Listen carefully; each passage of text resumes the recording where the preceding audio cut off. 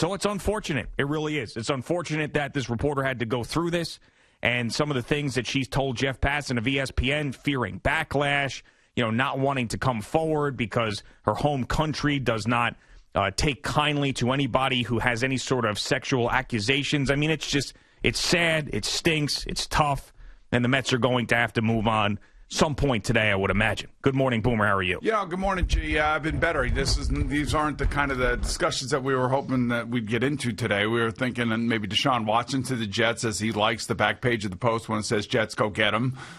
We thought maybe we'd start talking about a little bit about the championship games, maybe some more signings in baseball, maybe the Knicks' performance yesterday, the Brooklyn Nets last night. And then you wake up and you read this article, and quite frankly, he didn't tell the Mets, man.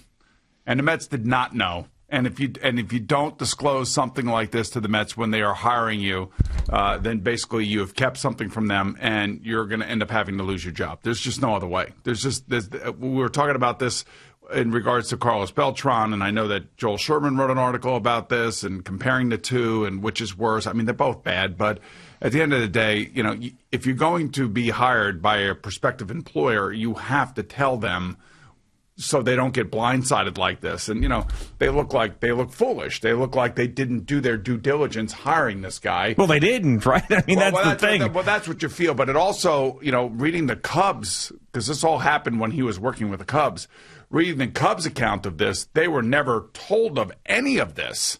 So they didn't know of any of this either. So this was something that was between two people that now is out there, and it really, really makes Jared Porter look just absolutely awful.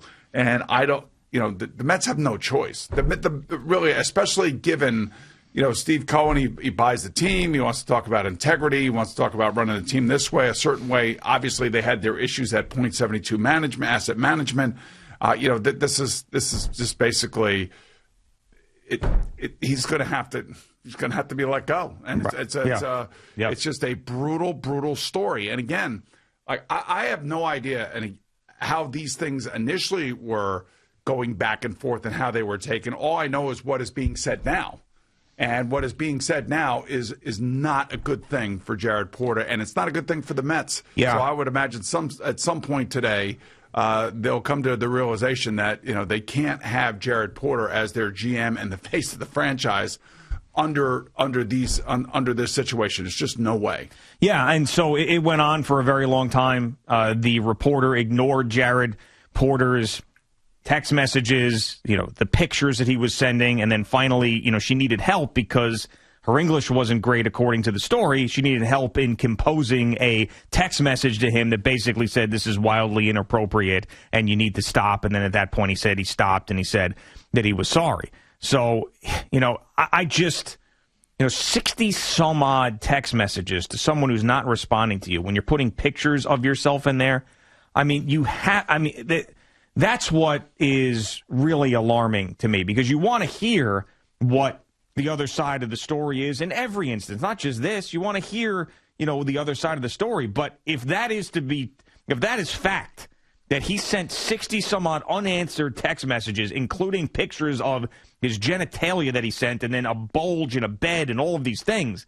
I mean, there's no defense to this. None whatsoever. There is no explanation that is going to be, okay, we'll keep you around, Jared. Hey, try not to do it again. So if the Mets are going to take some time, they'll look into it, and if they find out that the facts in this story are indeed facts and it's true, then he's got no shot. It's just the way that it is, and nobody's going to argue that. So, it's one of these things where the timing of it's interesting because, Jeff Passan says that, he knew about this back when it was going on, but the reporter didn't want to say anything because she feared backlash and he wasn't going to report it and these things, when this had gone on. But I guess she came forward when he got the general manager job because she said, I don't want him to abuse his power and this to happen to somebody else. She would feel guilty not saying something. Yeah,